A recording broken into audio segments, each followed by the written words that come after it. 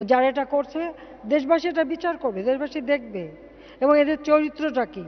আমি মুখ থেকে বেশি কিছু বলতে চাই না। গতকালকে আপনারা দেখেছেন এরা একদিকে ইসলামের নাম, ধর্মের নাম, এত কিছু পবিত্রতার নাম, এত কিছু বলে যত অপবিত্র কাজ করে আজকে ধরা পড়ে সোনারগাঁয়ে একটা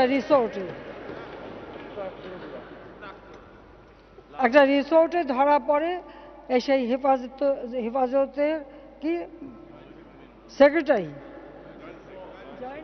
জয়েন্ট সেক্রেটারি, সে ধরা পড়ল। এখন সেটা ঢাকার জন্য নানা রকমের চেষ্টা। পার্লারে কাজ করে এক মহিলা,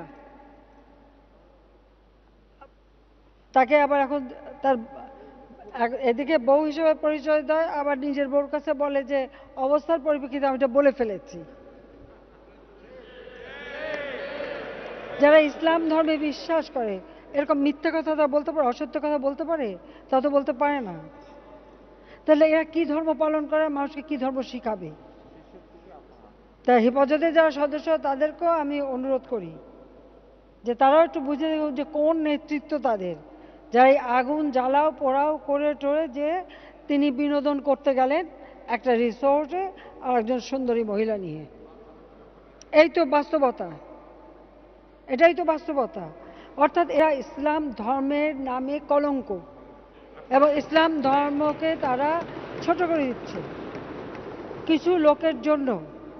আজকে এই ধর্মটা জঙ্গির নাম, সন্ত্রাসের নাম, আর এখন তো যে চরিত্র দেখালো দুশ্চরিত্রের নাম, সব নাম জুড়ে দিচ্ছে।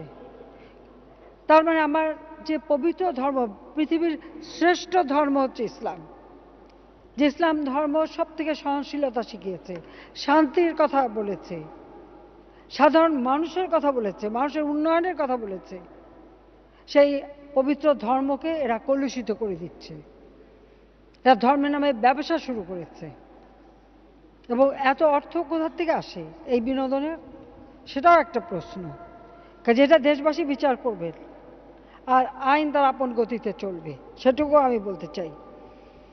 কারণ একজন মুসলমান হয়ে আর একজন মুসলমানের জান মাল হেফাজত করা, রক্ষা করা হচ্ছে তাদের দায়িত্ব। আর হেফাজতের নামে তারা জ্বালাও পোড়া করে যাচ্ছে, আর বিএনপি জামাত হচ্ছে তাদের মদতদাতা।